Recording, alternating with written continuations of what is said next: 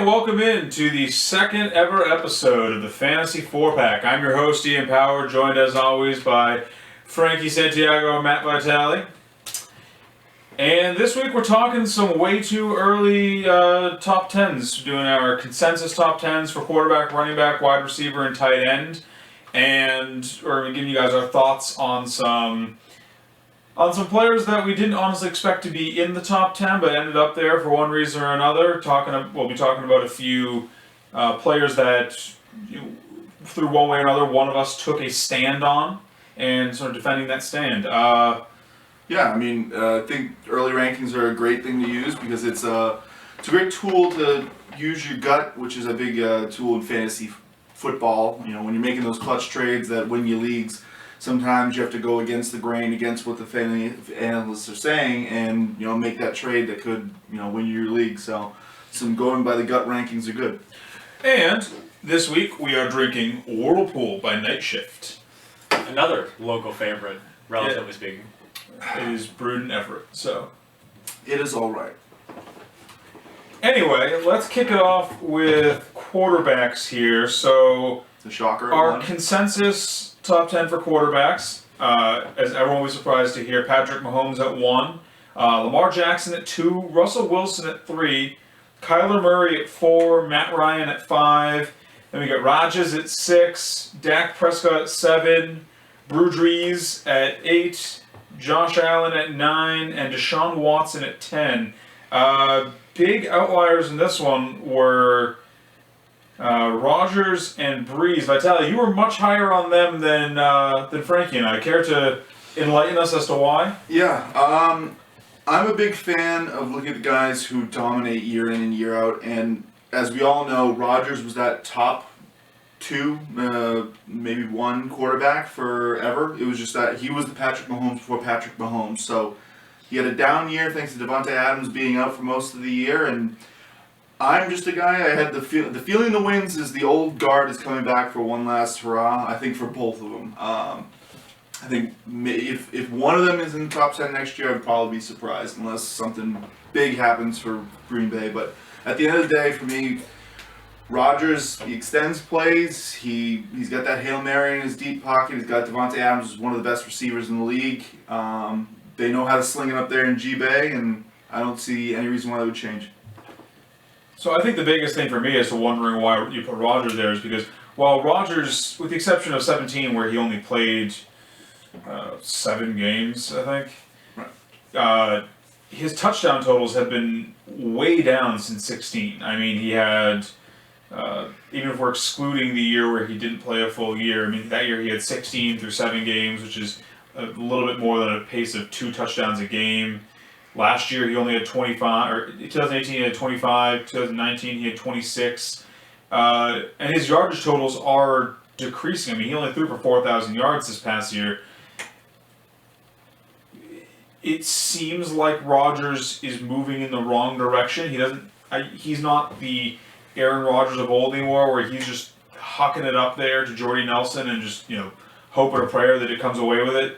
You aren't seeing him take as many like aggressive risks on the field. I have him at 9 in my personal rankings.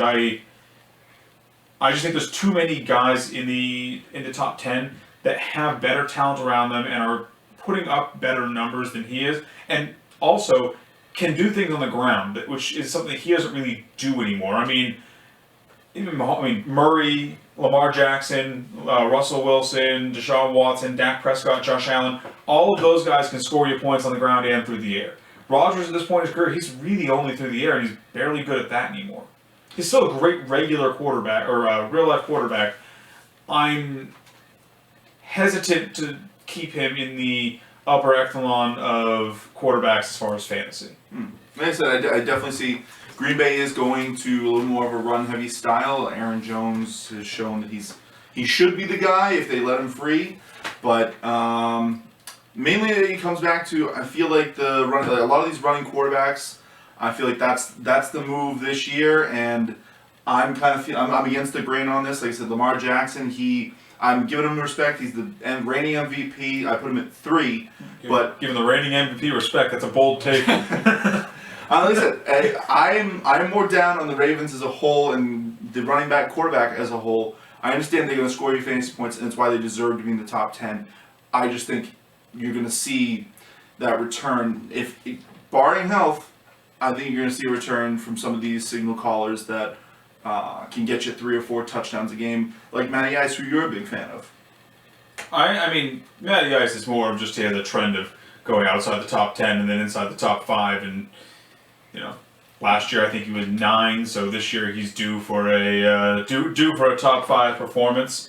But I do have him ranked much higher than a lot of other running quarterbacks that could easily supplant him. I'm basically ranking Matt Ryan at his ceiling, and as the offseason goes on, I may drop him down a spot or 2. I think that 3 is probably as high as he's going to go. Well, Frankie, you're rocking the Packers jersey. You got any input on this? You also have him low. Kind of in the same boat. I wouldn't say low. He's 8 for me, but I think that Aaron Rodgers, he's going away from that. Like he said, he was the Pat Mahomes before Pat Mahomes. He used to be a lot more mobile. Now he's showing more of his passing skill, but that's also taking. You don't see him doing as many 40-yard throws down the field while he's running and just putting it on a dime in his receiver's hands anymore. Yeah. So let me just kind of wrap Aaron Rodgers up for you guys. With where you guys have him 9 and 8, that's typically towards the bottom, and some of you would recommend taking late. With those 9 and 10 players, those are usually guys who you're eyeing where you're kind of streaming along with. Maybe you're keeping them on your bench, but you're usually filling in a better matchup. Maybe a Tannehill or a Sam Darnold when they have a juicy matchup like the Dolphins were last year. Yeah, I view him as a streaming quarterback this year. Yeah, I would say I'm completely confident in everybody having both of them on my list. Yeah, he's somebody. Oh, and the other thing too is there's a lot of good options above him. It's less of a knock on him and more of just he's slipped down boards and other quarterbacks have moved up. But yeah, I do view Aaron Rodgers as more of a streaming option this year. He can still light it up in easy matchups or matchups where he has to throw a lot, but overall, I don't trust him to be a set it and forget it quarterback anymore. All right. Same goes for Drew Brees for me, another one that you were very high on, that Frankie and I were lower on. What made you rank Brees so high? So Old man Winter over there. Yeah, exactly. He is like Larry Fitzgerald and Adrian Peterson. They're timeless wonders. They just keep performing, and with him, it was the resurgence. I probably would not have put him as this high if I didn't see that boom that he had at the end of the year last year. And the other big thing is Manny Sanders.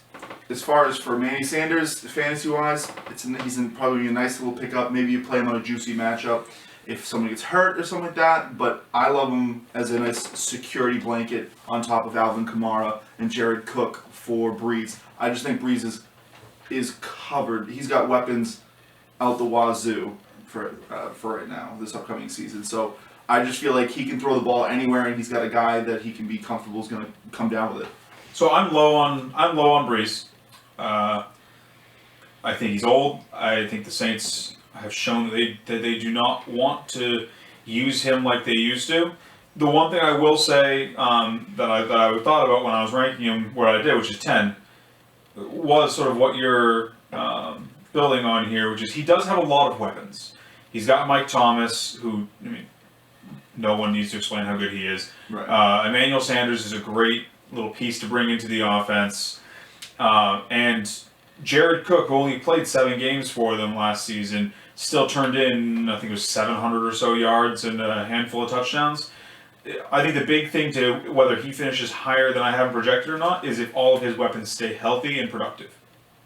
If Kamara returns to form and starts doing more of what he was doing these last couple seasons, if Cook plays a full season, I think that's the big question mark with him. Brees definitely has a very high ceiling. I think he also has a very low floor, just depending on what options he has throughout the season, and also how they end up using Taysom Hill, who is a very annoying gadget player for stealing fantasy points from Brees. Yeah, like I said, as the resident, I've owned Brees probably at least every other year for a good chunk of my fantasy career. I've owned him, In the past few years, it has not been fun. Have you considered that your quarterback curse is killing him?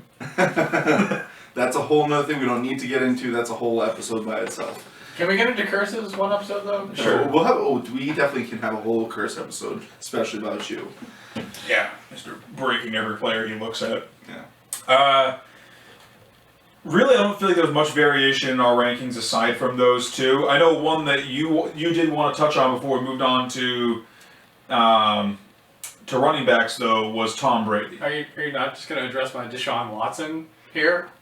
The fact that Would you like to talk about Deshaun Watson? I would love to talk about how Deshaun Watson is going to show his true colors this year. Thank you very much. He has been blessed with having DeAndre Hopkins. For staying there for a second. No, I was trying to decide what they're calling Nuker. He has been blessed with. No, DeAndre Hopkins, who is, in my opinion, he's probably the most talented receiver in the league.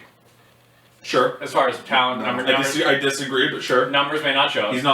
He's not so far out of the right. That's very a personal preference thing for deciding who's the It's best. flavor. That's Yeah. what you see. That's the intent. He's on a short list of best. But point is, hands like glue, doesn't drop balls. So Deshaun Watson throws the ball his way. He's gonna catch that.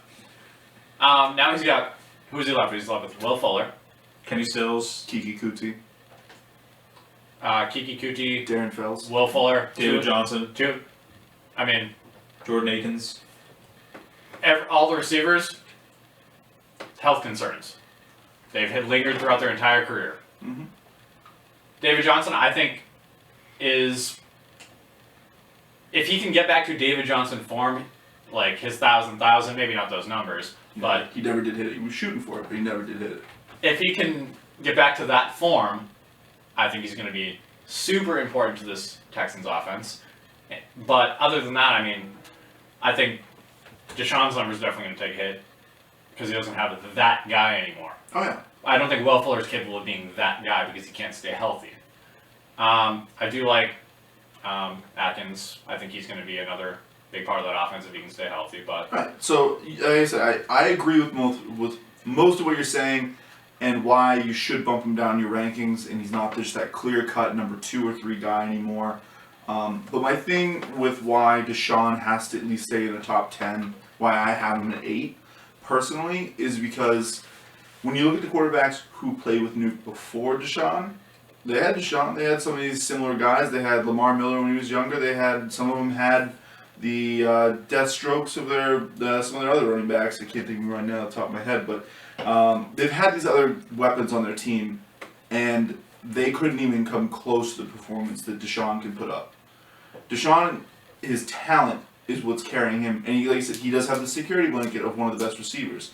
So I think you take that away, you have to knock his points down and his touchdown totals. But at the end of the day, he can still make plays with his legs. He doesn't turn over the ball that much. So at the end of the day, I think you're going to get a guy who's safe. He's not going to win you a league. I think he's a great late round buy. And there is still the possibility that they end up with another receiver before the season starts. I mean, so Yeah, I was just checking this because I couldn't remember. Houston does not have a first round pick, which really hurts their ability. But if they decide to trade into the first round, maybe someone like Jerry Jeudy sort of drops down the draft boards and they see an opportunity to swipe in and get him. That also does open the door for Deshaun Watson to have a much better season than he might otherwise, because there's some legitimate receiving talent in this upcoming draft. keep in mind, these rankings are also April. Yeah. So it's Like I said, these are just spitballing kind of from the gut. Like I said, I like you taking a hard stand against him. I'm just telling you why I'm taking a hard stand, that he should at least be a top 10 guy. But I mean, that's the whole point of the gut show. Yeah. So, moving on to running backs. Running back, another fairly standard-looking list. Actually, I'm sorry. Did you want to talk about Brady before we move on? I just wanted to throw in the note. I have him at least at 10. You guys have him a little bit lower. I just think too many weapons. He now has a talented tight end in O.J. Howard. He is check down Charlie. O.J. is going to pop. And I think it's just he has too many weapons to not at least be a 10. That's just simply it. Okay. Moving on to running backs. Consensus top 10 was Barkley, Christian McCaffrey, Ezekiel Elliott, Alvin Kamara, Dalvin Cook, Nick Chubb, Aaron Jones, Joe Mixon, Derrick Henry, and Josh Jacobs. So a couple surprises there. One, it seems like you guys are both very low on Dalvin Cook. I know I'm rather bullish on him this season. And Vitaly, you were very bullish on Zeke and very bearish on Chubb. Mm-hmm. So I'll lead this one off with Dalvin. I'm curious to hear you guys' takes on why you guys had him so low, but especially given the events of this offseason, I don't really see a case where, outside of injury, where Dalvin isn't a top 5 pushing for number 1 spot as a running back this season, because he can do it all in an offense that wants to use him. I mean, he ran for 1,135 yards last season on 250 carries. He averaged 4.5 yards a carry, 13 touchdowns, finished the season with almost 240 fantasy points in standard scoring. He also tacked on 53 receptions for 519 yards, and I believe a touchdown or 2 through the air as well. I can pull that up here. No, actually, I'm sorry, no touchdowns through the air. But even so, he augments his value on the ground with value through the air. He's on a team that they went into the season with 4 wide receivers last year, and they just traded away one of those 4 guys. They likely traded him away to make space on because the Vikings are cap strapped, so they likely traded Diggs away to make space to sign Dalvin long term, which shows a commitment to Dalvin. And they showed last year that they want to do nothing more than run the ball 40 times a game with Dalvin Cook and throw it to him 10 times. The offense is, I don't know if we can go more run heavy, but it's probably going to maintain its level of run heaviness because you can't just replace a guy like Stephon Diggs. I see it maintaining its level of run heaviness, and I really don't think that we saw Dalvin's ceiling last season. Is my other thing. I mean, 250 for 1,135 is good, but there's definitely a lot of room to improve there.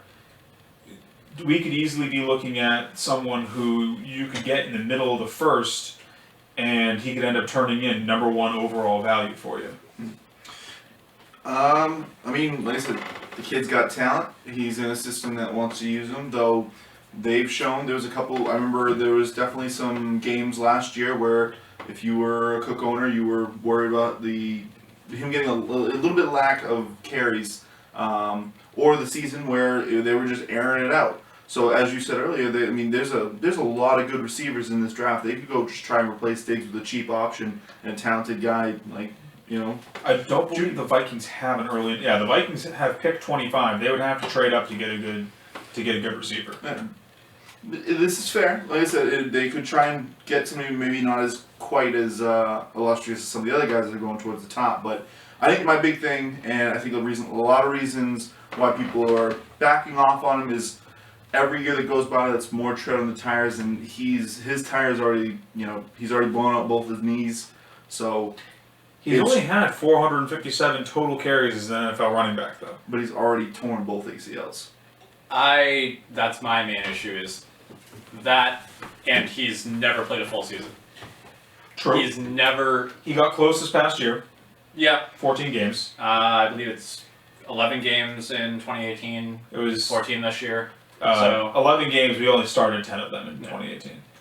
But my point being that's my biggest concern with Dalvin is health issues, and this is with every running back. Health issues is a legitimate concern with him too, because he hasn't shown the ability to stay completely healthy yet, but he's been taking steps in the right direction. But if you're saying, really for the most part, I mean, who isn't a gamble? Saquon Barkley's been hurt. Ezekiel Elliott's been hurt. Alvin Kamara's been hurt. They haven't blown out both ACLs. They haven't, but that's all. But those are oftentimes free. Like, an ACL is oftentimes a freak injury, and it's happened to him twice. Right, but also with how those things get repaired nowadays, a lot of the times the running backs or wide receiver player who gets that injury is coming back stronger than they were before. it's a little like Tommy John surgery in that regard, where we become so good at fixing it that it actually sort of mitigates future risk. Well, I'm going to speak more to your point that they clearly want to use him, and I'm not like I don't think they're going to want to run him into the ground, but if they do put too much wear and tear on him, as Vitali said, it's those health issues increase with the wear and tear.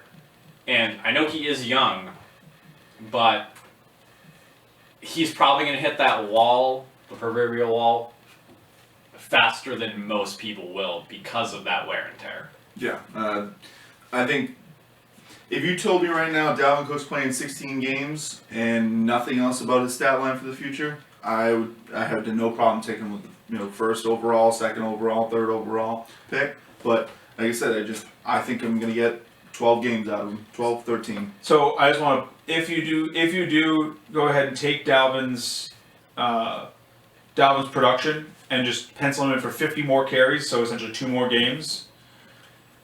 He gets 227 more yards just based on his yards per carry, puts him around 1350 for total yards, and he's also averaging a touchdown last season every 87 yards, which puts him for 3 more touchdowns.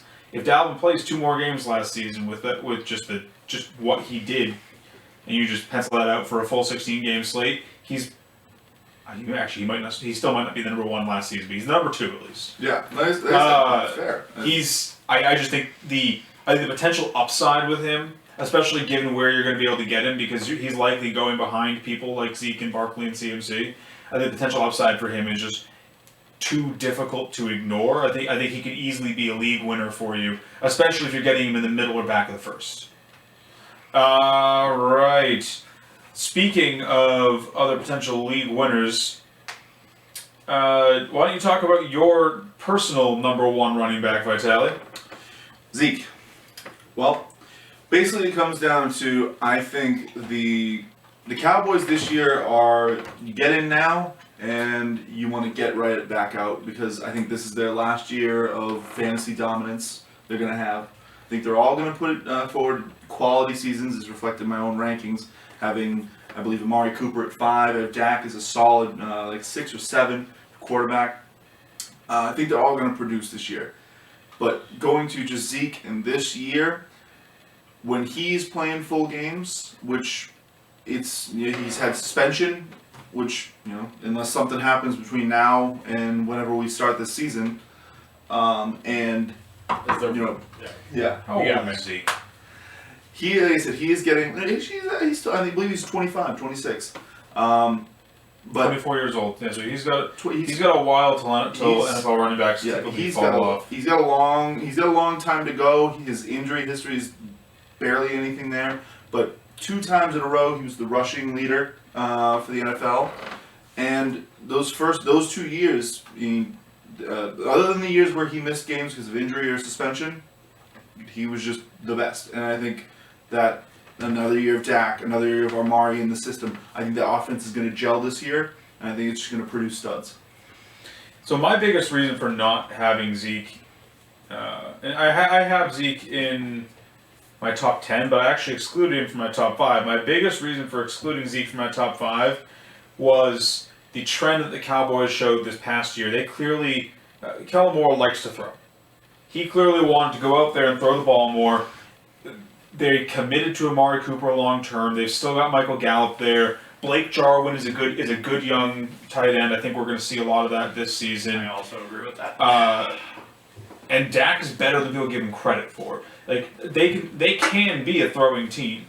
I don't think that Zeke's going to have a bad year. I think that his production compared to the other potential top 5 backs' production is going to be lesser because there's going to be some cannibalization of his value from Dak running and Amari and Gallup both getting theirs in the passing game, and there just not being enough to go around to really vault him into that number 1 spot. I could easily see him finishing top 5, maybe even top 3, but I just feel like he is not going to be getting the volume he needs to come in number 1. Number 1, you're going to see someone like a Dalvin Cook or a Saquon Barkley or a Christian McCaffrey, where they are the focal point of the offense, not one of the piece, not one of one of several great pieces in a great offense. Yeah. They're gonna run both those guys into the ground. Yeah, I just need to like I have them 1 and 2 respectively, Saquon and CMC, but that's their entire offense for both teams. It's to be fair to CMC, we don't know how the Panthers are going to run. I mean, they switched out their head coach for what's his name, Matt Rule. So Riverboat Ron is.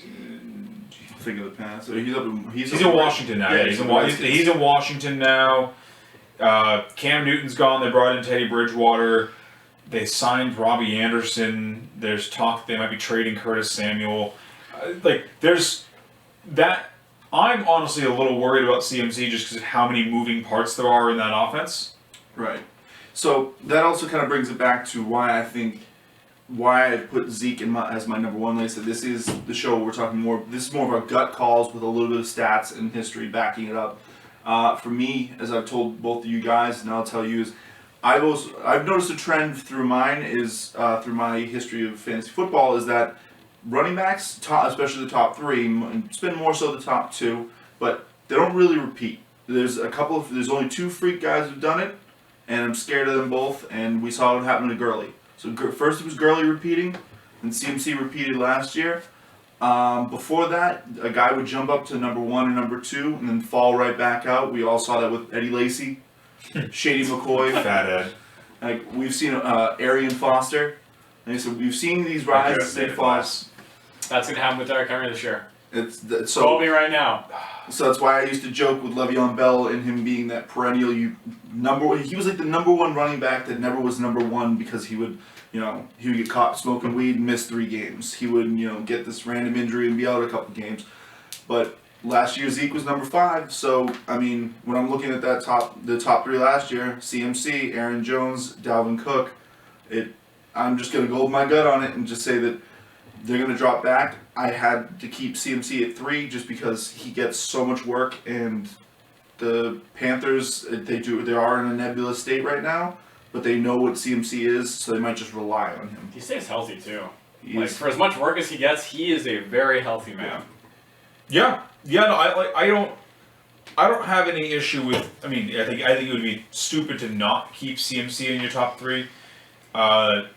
There's definitely too much work that flows through the running back position on that team to suggest that he shouldn't be there.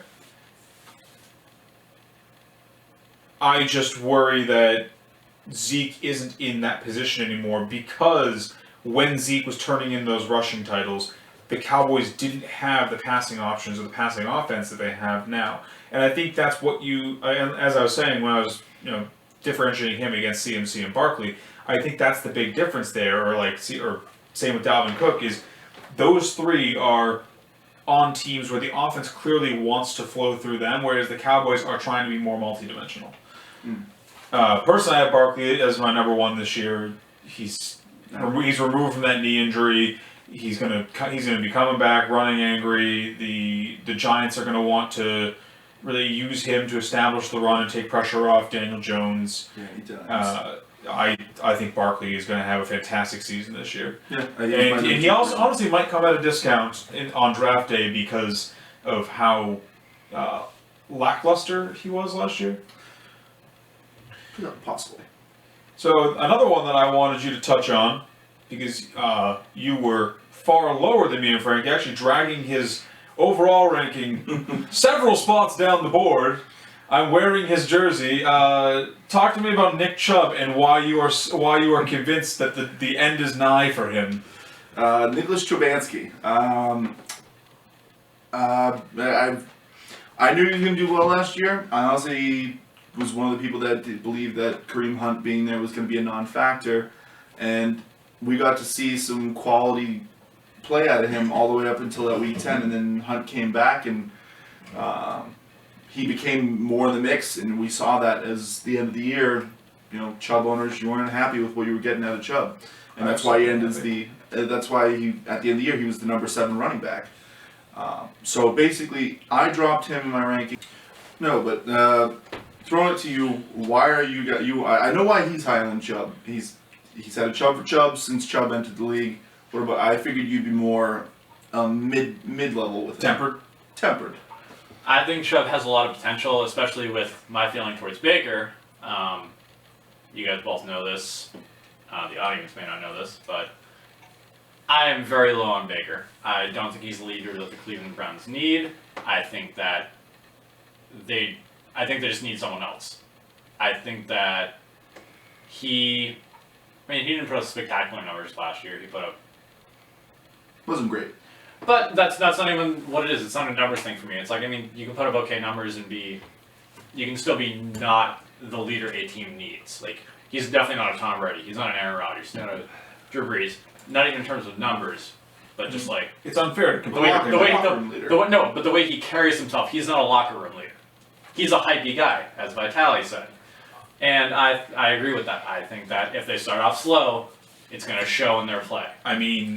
But there are plenty of hypey guys in the NFL history who have been, although I am high on Baker this season, there have been plenty of hypey guys in NFL history who have also been good locker room people.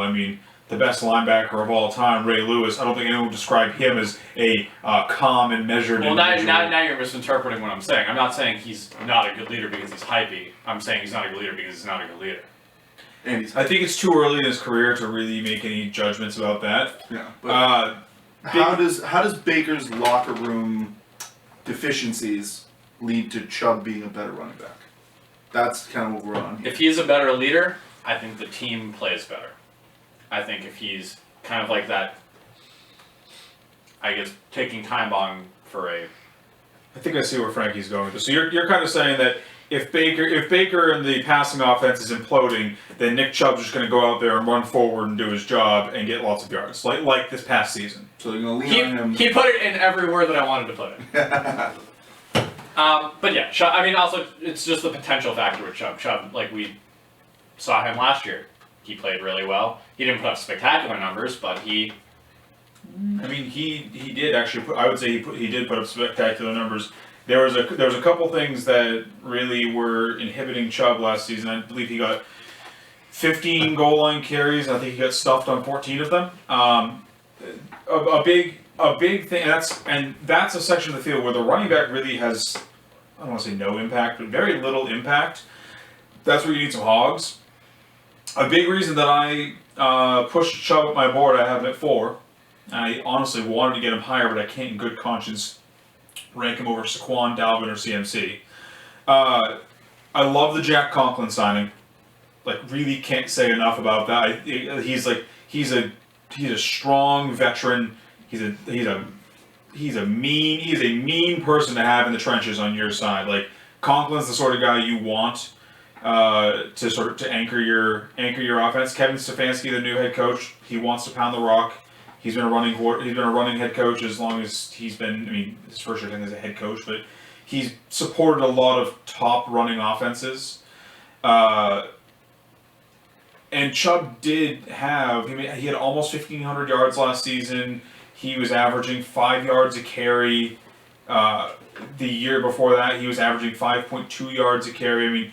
We're looking at a very young running back who has averaged a very high yards per carry behind 2 atrocious offensive lines. The Browns are finally giving him a good offensive line. Okay. I think there's a lot that can be, especially if, there's something to be said about the whole Baker aspect too. If they don't want to pressure Baker too much, if they want to let Baker be able to sit back and learn, they could lean on Chubb more and sort of just let Chubb do what he does and let him move the ball down the field.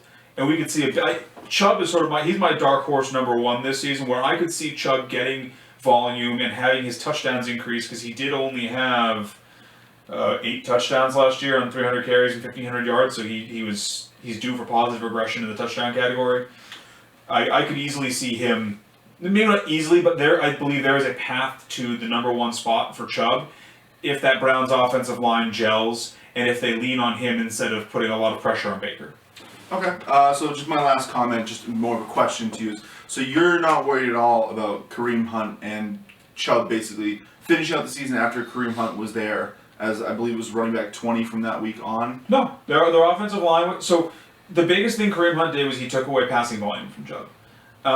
Chubb still maintained the lion's share of the carries. You hardly ever saw Chubb coming off the field for a carry. Typically, when he came off the field, it's because they wanted to pass to Kareem Hunt. I don't see that changing at all. That seems to be pretty cut and dry as to how they wanted to use them. Very Melvin Gordon, Austin Eckler-esque, except for last year, obviously. That last year was a different situation for them. But I think we've seen that they can coexist well. And we've seen that Chubb plays at a very high level with just the running game. I see no reason why, given improvements in the offensive line, he can't repeat what he did or maybe even do better, but also have that positive touchdown regression that we're expecting. I mean, because he is still a young back. He has nowhere near enough tread on the tires, so to speak, to have to worry about him just not having the legs anymore. I mean, he's still the definition of fresh legs. Yeah. So, yeah, no, I'm very bullish on him. I think he could be in for a very good season, and I think worst case scenario, you're going to get a season very similar to what you got this year. So I think his range of outcomes is top 7. Let me see here. There's no one else really on the running back list that I think is really important to talk about. I mean, I think the biggest snub that we had for our top 10 was Leonard Fournette, but I think that's just partially because he got an unprecedented amount of passing volume for him. I don't really see that repeating. Yeah. I mean, do you guys disagree there? I think he is. It felt like lightning in a bottle. It felt like lightning in a bottle last year, and honestly, he feels like what Dalvin Cook will become. That he just feels he's not gonna play a full season. You know that. I just feel like Jacksonville is way too nebulous right now. You love that word. It's just, I guess it's the word. You're the seeing the orbit rings and all that stuff, and I'm just thinking nebulous, but no, it's in turmoil, to put it a different way. It's like they signed Foles, now they're going with Minshew. They signed Tyler Eifert, who I love, but for way too much money. Like I said, the team seems all over the place. It's crazy to think that Leonard Fournette's only 25 years old because he feels like he's 85 Wait, years really? old. Yeah. He is a 25-year-old man with the legs of a 65-year-old man. He's only 25? Yeah, he and Zeke are almost the same age. Jesus Christ. Yeah, Leonard Fournette should have more. He's just... I could see him turning in a good... I think he's just going to regress to what he's always been, which is a top 12 guy if he stays healthy. I think that without the passing volume that he got this year, you're not going to see him have that same ceiling that he had this year, because really no one saw that passing volume coming, and all of a sudden he's just catching 7, 8, 9, 10 balls a game, and everyone's like, where did this come from? Yeah. He had 76 receptions last year, which was a all-time high for him, beating out his previous PR of 36. Yeah. So yeah, I think with him, it all comes down to that last year was the absolute ceiling, and that's if you think he can repeat that, which I don't. He and Dalvin Cook have been in the league for the same amount of years. They came in the same class. They've both been in the league for 3 years. What? Yeah, I know. It's crazy to think about because Leonard Fournette was drafted in 1998. I feel like I was born and Leonard Fournette was playing. Not to cut this short, but can we move to wide receivers? I'm kind of flustered right now. Yeah, before we melt Frankie's brain with more Leonard Fournette facts. Yeah, it's just the floor for Leonard Fournette is the exact reason why I just pushed him down my rankings. So, wide receiver I'm excited to talk about because we were very all over the map here. All of us having, let's just say, differing opinions. All had a different number 1. Yes. So the consensus number 1 ended up being Mike Thomas, followed by Devontae Adams, then Julio Jones. Nuke Hopkins and Tyreek Hill round out the top 5, and then it's Amari Cooper, Chris Godwin, Odell Beckham, Tyler Lockett, and Cortland Sutton, who I was a little surprised to see sneak into the top 10, but he had the results last year to warrant it. It just comes down to, do you think he can repeat? And I hate to think we're picking on you here, Vitaly, but you were once again sort of the outlier, the one taking sort of the weird stances on players. Tyreek Hill and Nuke Hopkins, you had a vastly different position on both of them than Frankie and I did, you can take your pick on which one you want to start with. I think I'll focus on Tyreek, but I'll just to throw something as to why I have Nuke at 2. For me, Nuke is just, he's too talented. He's going to an offense that up tempo, lots of plays. There's just going to be a lot of opportunity there. And we were gushing the past 2 years over Christian Kirk. Larry Fitzgerald continues to be that guy who somehow sneaks into the top 10 or top 15 wide receivers, and you just no one knows. He's a vampire. He's drinking blood to stay young. Exactly. He and Frank Gore. Ageless wonder. It's just like he won't go away, and I finally think this is. I mean, now with this all coming together, I just think Nuke's just going to see so much volume continue going his way. He's going to see probably even better red zone opportunities because the rest of his team won't just look at him to get their team down the field. He'll actually have a quality running back play. He's got other wide receivers that are not as injury prone as his previous cast, which is funny enough to say with a guy as old as Larry Fitzgerald not being an injury concern. But going to Tyreek Hill and why I have him down at 9. One big thing for me this year, and I felt like we saw it last year, and it's starting to get rolled into my theory when I'm starting to get that gut feeling about players, is Super Bowl hangover. Okay. The Rams, 2 years in a row, you wanted any way to get in the door on that team. They got to the Super Bowl. You figured they'd play all those games to get there, and they lose, so it's a crushing defeat. And on top of that, they have a shortened time to get recovered. I know Belichick talked about that. He goes, we're 3 months behind, and I think there's something to that. So with how bad the Rams collapsed last year, I am going to be more bearish when it comes to KC players, other than the obvious one of Pat Mahomes. I do want to remind you they won. Yeah. Oh yeah, they won. That was my main point. So they won. And how did those Patriots look last year? Not good. I don't think it's a fair comparison though, because not. And then how did your Eagles look after they won? I'm a Cowboy. First of all, I'm a Cowboys fan. You're an NFC East fan. Second of all, you put whatever jersey you think is the best chance to win. Eagles you don't like. Okay. Too. Well. Where's Wentz now? We'll talk because I have the same opinion on Carson Wentz. Injury concern. Alshon Jeffrey. Yeah, I mean that you could just stamp that entire offense with injury concern and move on. And has Alshon ever played a full season? To speak more to what you're saying is a Super Bowl hangover. Well, whenever you're watching this, COVID-19 is going on now, so we might not have a shorter off season. We might have the same amount of off-season. Yeah, and I might just tag up. Oh, speaking on COVID-19, we aren't being irresponsible and not practicing social distancing. We all live together. So it's a wash anyway. Yeah, so I think it's still for anyone watching in the future and being like, wow, it's weird that they're all still doing the live show with COVID-19 going on. We live like maybe 6 feet apart at the best time anyway. So, but. My main point was, you still have Patrick Mahomes throwing the football out there. Yep. You had a down year.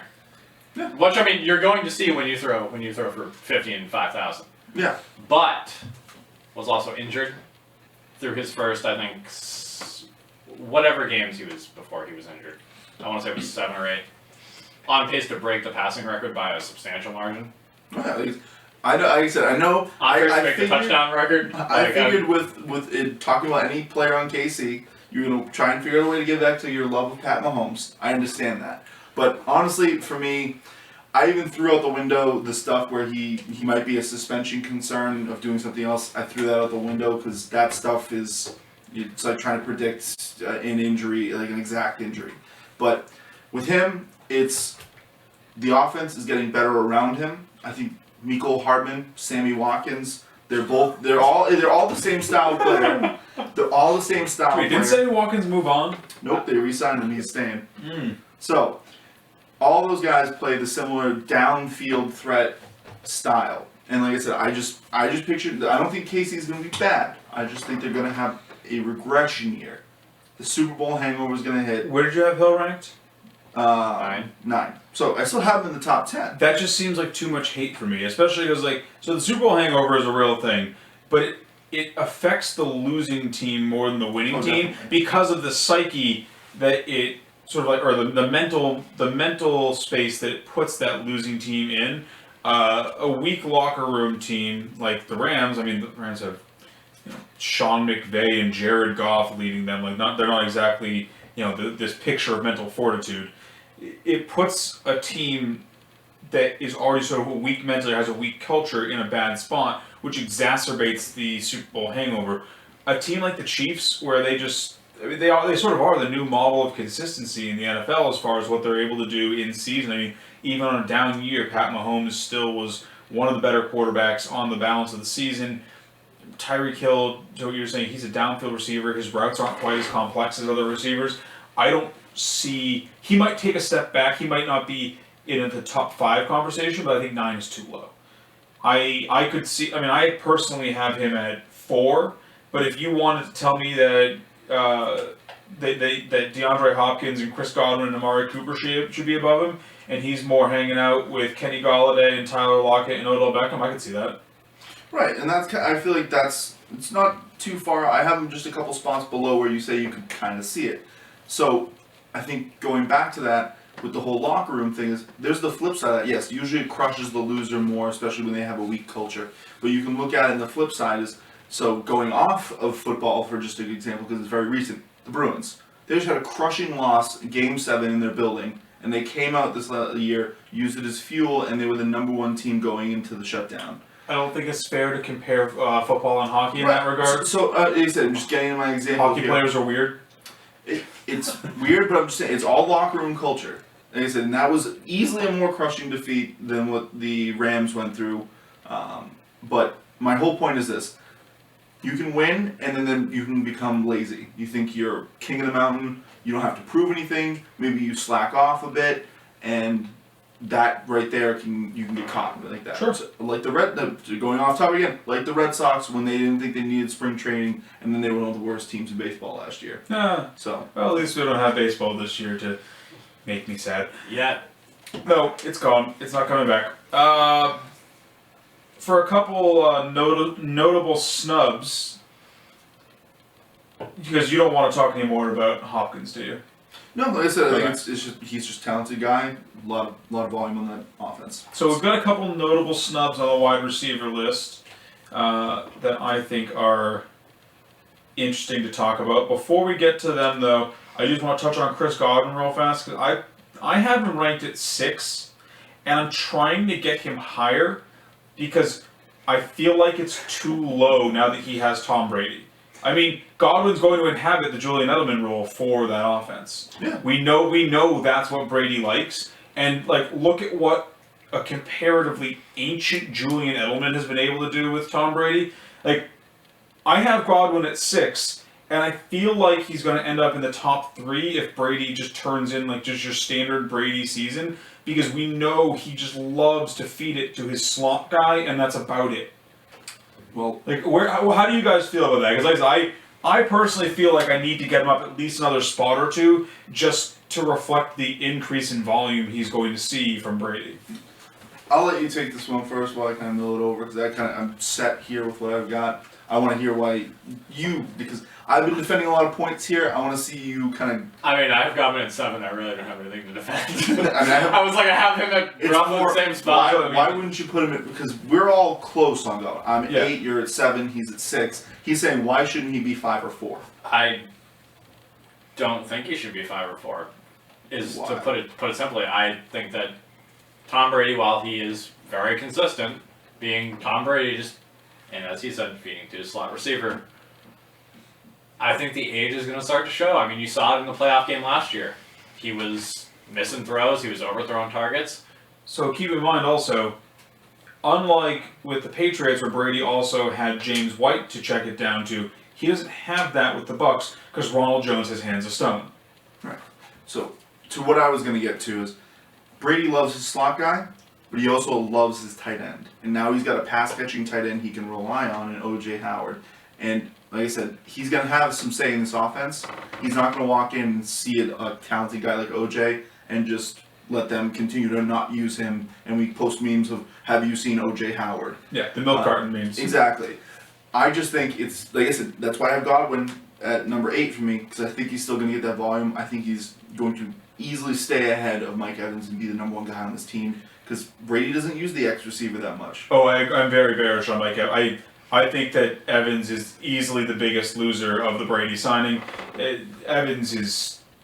I'm worried he's going to be a trap card this season for anyone who drafts him, especially because he did have a very up and down season last year. He finished pretty well, but when you look at how he got to his finish, it's worrisome. And then you realize that Brady doesn't have the cannon that Jameis Winston has, and it's unlikely that Evans is going to be, catching those long bombs in the end zone to just have those 50-point days or whatever it was last year. I mean, to be fair... You're probably going to see less zeros. Yeah, you're going to see less zeros, but I was going to say is like, Brady doesn't have a cannon, but he has eyes, and James Winston didn't have eyes, but he had a cannon, so it's kind of... Does Brady have eyes anymore? I mean, when's the last time you saw him complete a throw downfield? He had a couple.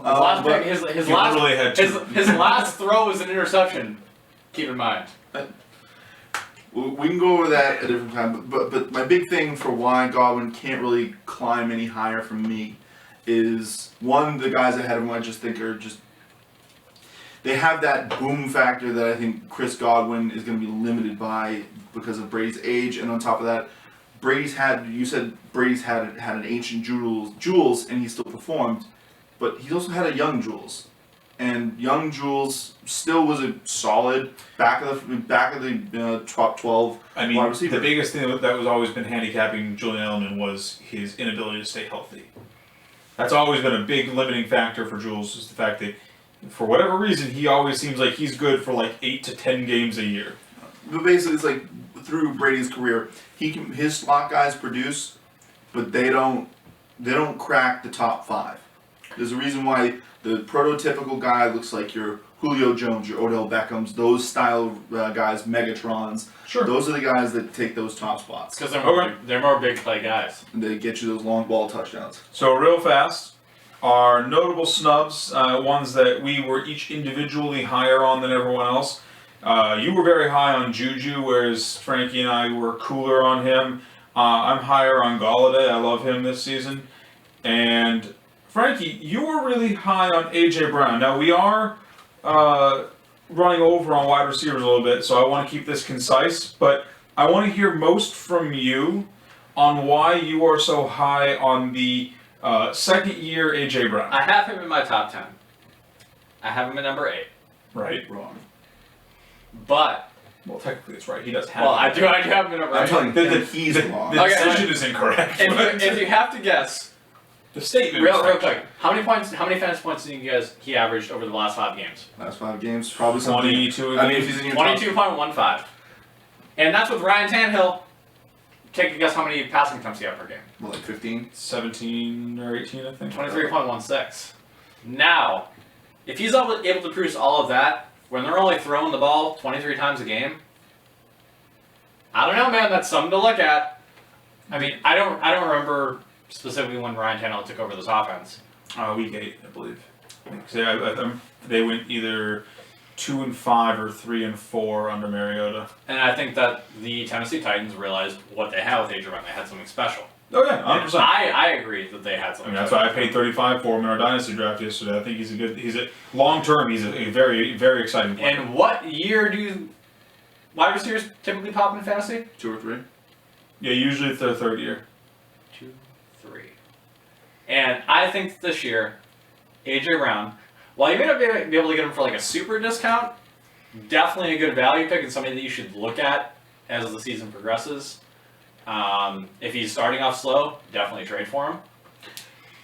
So I will agree with you there. I think, especially relative to a lot of other names on this list, you're going to see A.J. Brown go in the 4th or 5th round. Further down than you're going to see a lot of other receivers go. And I think that where I expect him to go in the draft, you don't typically see guys the top 10 upside.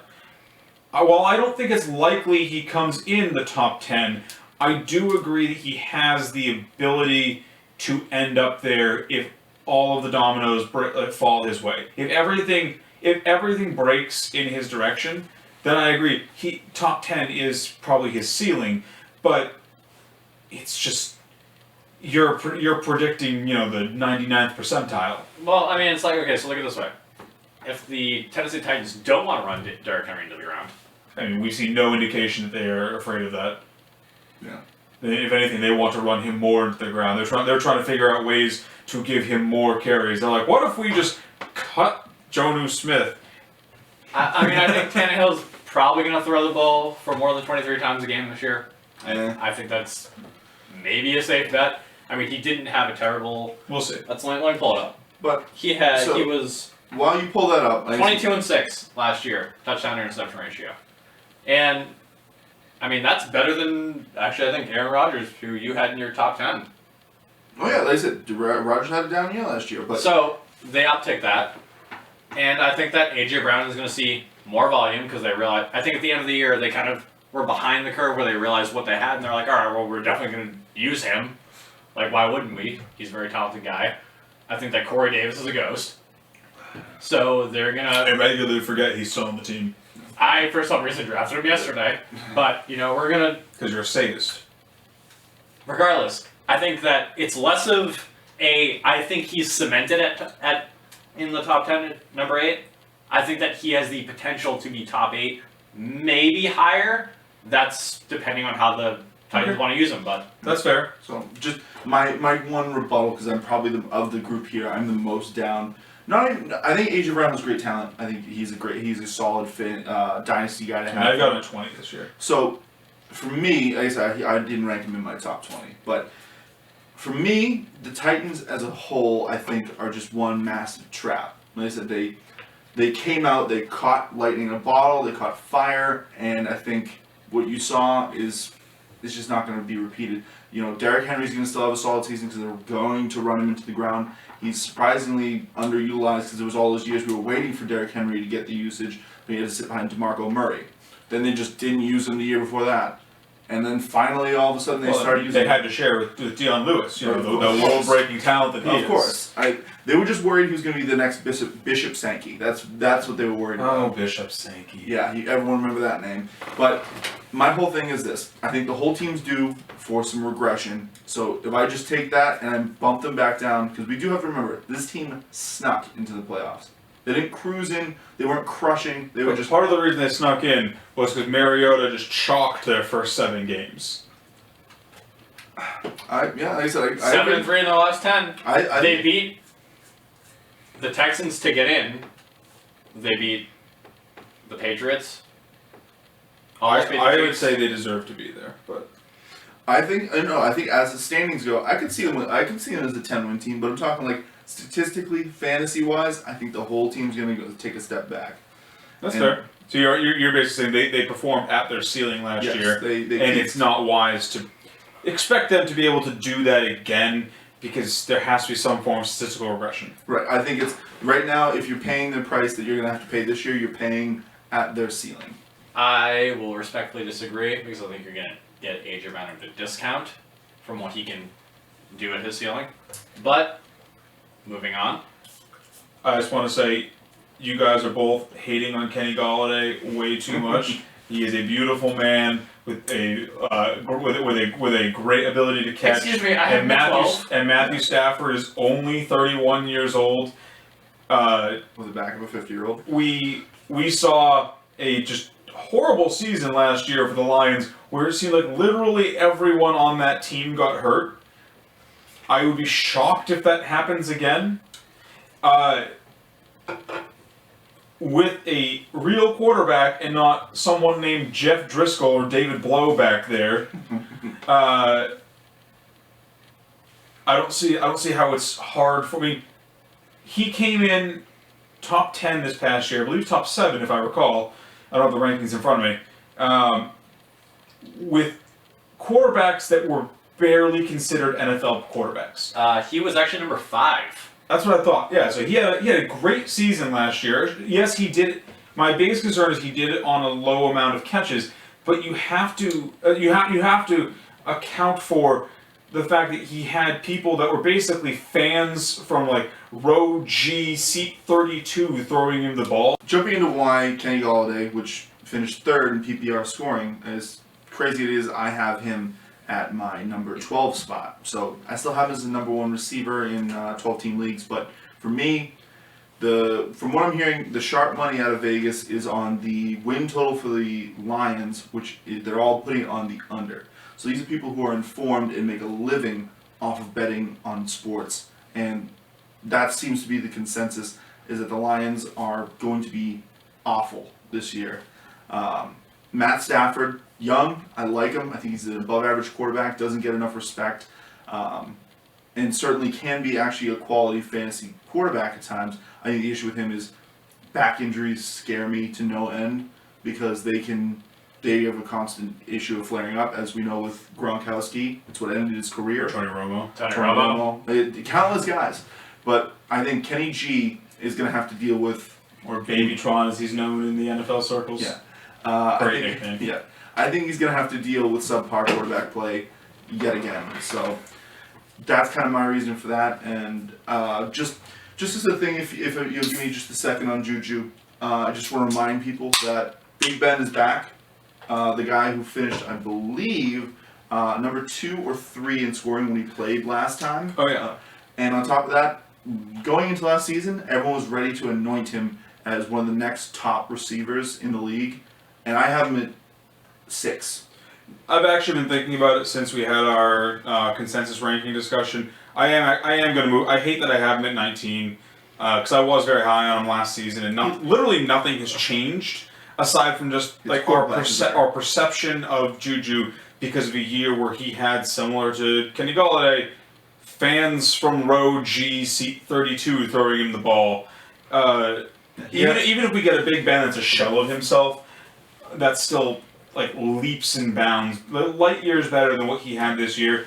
I'm planning on moving Juju up to probably 12 or 13. I'm probably going to bump Cortland Sutton for him, just because he was someone who I wasn't quite sure how to rank, and I've been thinking about it since we had a discussion. I agree, he's while I can't in good faith put him in the top 5 like he was last year, I am too low on him right now.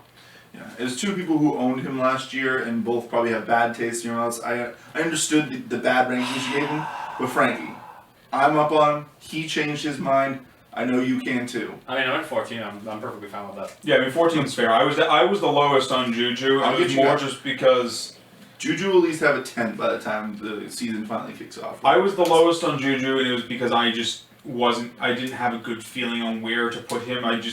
He's in sort of that range where there's a lot of guys where I feel very, very similarly about.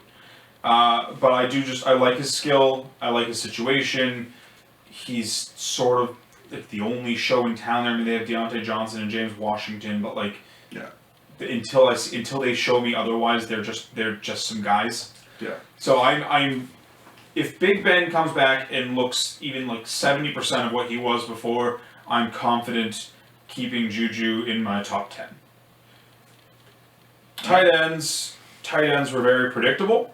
Mm-hmm. We didn't really have any. I think the only one that really surprised me that he ended up in the top 10 is Noah Fant.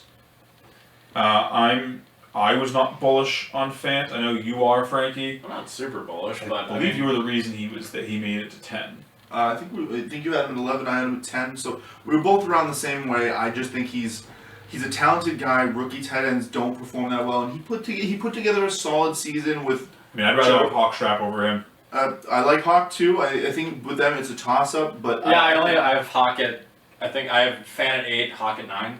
So I think with them it's a coin flip, but I think I feel like Denver's gonna have a better year than the Lions are. So I predict there's just gonna be more touchdowns for the tight end to take. So I mean, my big issue with it is more just based on the fact that Cook got snubbed from our top 10 because Fant and Howard snuck in at 9 and 10, and I really don't think people are factoring in just what exactly Cook can do given a full season with Drew Brees, because he hasn't really been an injury-prone guy over the course of his career, so there's no reason to suspect that he's going to have another 7-game season. And in the 7 games he had 43 receptions, he had 705 yards, He had 9 touchdowns. I mean, he turned in a real good year at tight end on basically half a season. If you plan that out over a full year, I mean, you basically just double everything. He's looking at 83 catches, 1,400 yards, 80. Obviously, you can't just straight double everything, but like he has a top 3 year if you give him a full season. I think it's. I've never been the biggest Jared Cook lover, and I was down on him last year. I didn't think the Saints were going to be a good landing spot for him. I am revising that point going into this year because it seems like Drew Brees wants to use him. I think we saw him cannibalize a lot of Alvin Kamara's value, and I think given a full year, we could see a very good showing from Jared Cook. And he's going to be going at a discount. He's going to be going behind. Look at the perception that you guys had of him. He's going to be going behind, 10, 11, maybe 12 other guys. I think he could be a league winner for people because of just how people think of Jared Cook this far into his career. Yeah. Like I said, I think he's definitely somebody who could climb my rankings as I dig into more of the cesspool that was tight end, but honestly is starting to look a lot brighter, at least going forward. Maybe this year's still a little bit rocky because there's a lot of young guys in there, but I think we have a good landscape right now for tight ends. And the points are still going to look bad compared to other positions. Oh, of course. But there's at least more tight ends to choose from. Yeah, last year was an anomaly that I hope never comes back with how terrible tight ends were. But I think honestly we didn't have it marked as a tight end to talk about, but we were all consensus on him being number 1.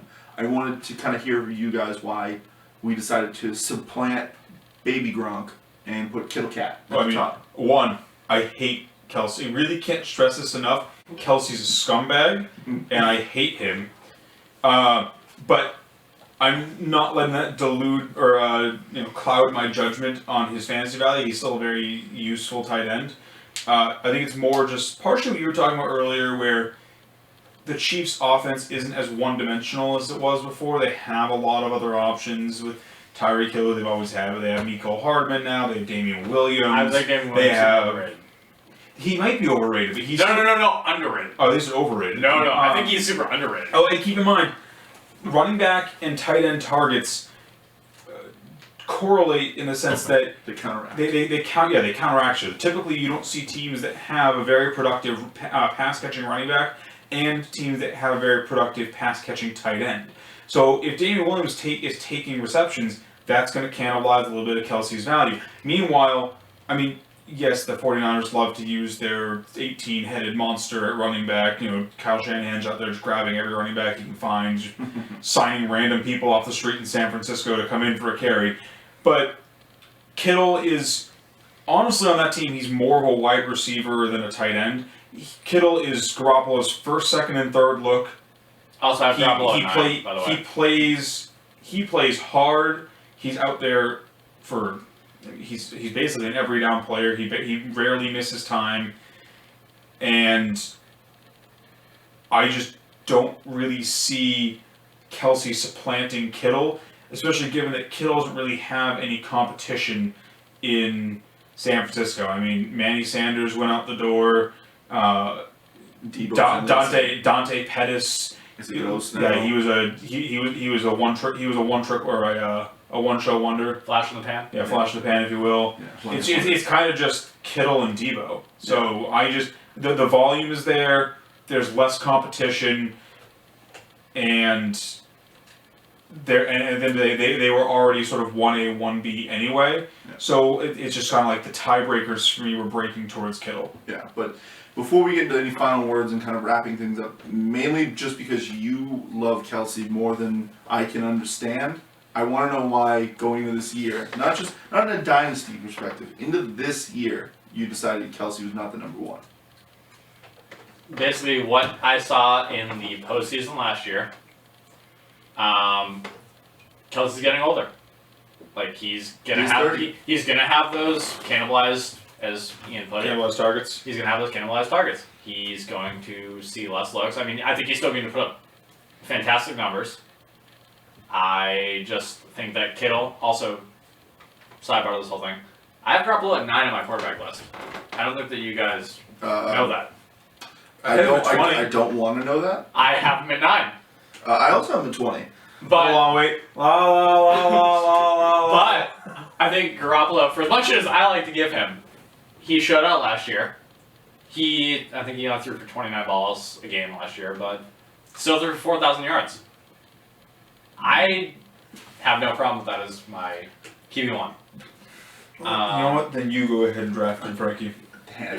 Like he does, I will hand it off. But I He's digress. taking the third round. For why I'm not hot on Kelsey this year, which, I mean, if I'm going to get him for cheaper than Kittle, I mean, I would not complain. He's probably going to put up solid numbers. He's going to put up top 3 numbers for tight end. So 100%. So you are the one who would buy him.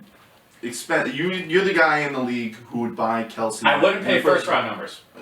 Middle of the second, would you pay it? Oh, easily. All right. That tells me what I need to know. That's actually roughly where I would take Kittle also. I'm talking about Oh, Kelsey. no, Kelsey. Oh. That's what I wanted to know. Is like his love has fallen, but I want to know how. I don't think he's going to fall off tremendously. I would say maybe not middle of the second, end of the second.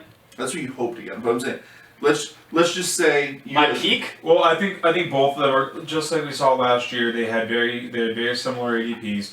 I think we're going to see both of them go middle of the second, end of the second, beginning of the third. That's the range you're going to see these two go off the board in most leagues, especially if they're PPR. Yeah, and I would say if you can avoid it, unless you know you've got dopes in your league that you can draft circles around, I wouldn't take a tight end early with just how many guys are just bargains right now.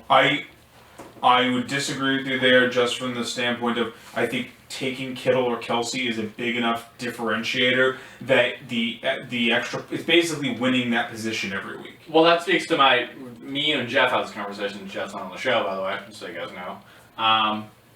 When I drafted Kelsey 2 years ago, Jeff thought I lost that, and my point to argue was basically if you draft a very good tight end such as Kelsey, Kittle. If you're drafting a tight end that performs like a wide receiver. Exactly.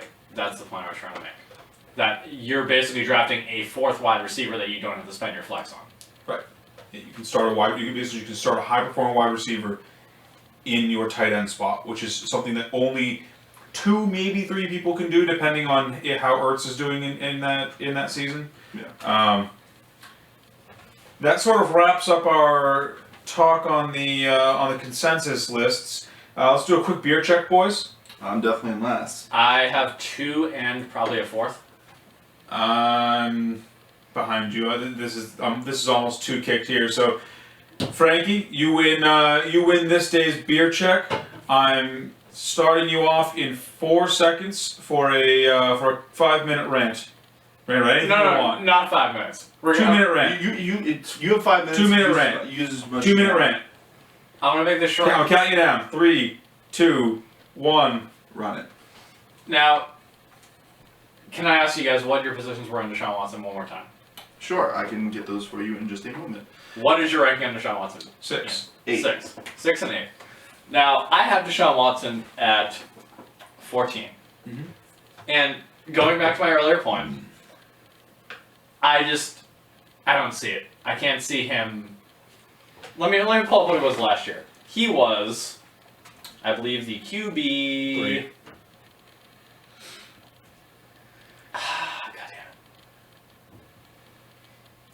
He was the QB 5. In PPR, he was 2.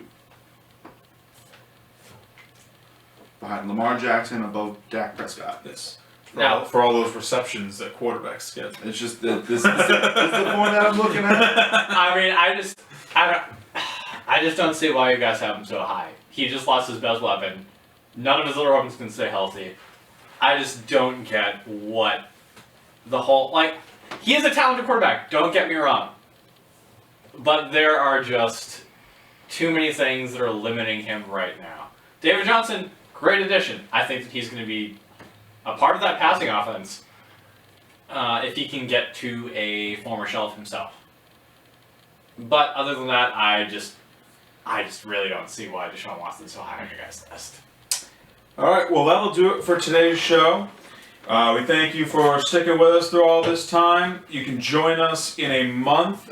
Next episode will be launching first weekend of May. We're going to be doing a rookie symposium talking about the rookies that were drafted in the first and second rounds of the draft, basically anyone we think is going to have potential immediate fantasy impact, as well as not just the impact that they're going to have for themselves, but how they may impact the pieces around them. Yeah. So tune in next time, and we hope to see you all there.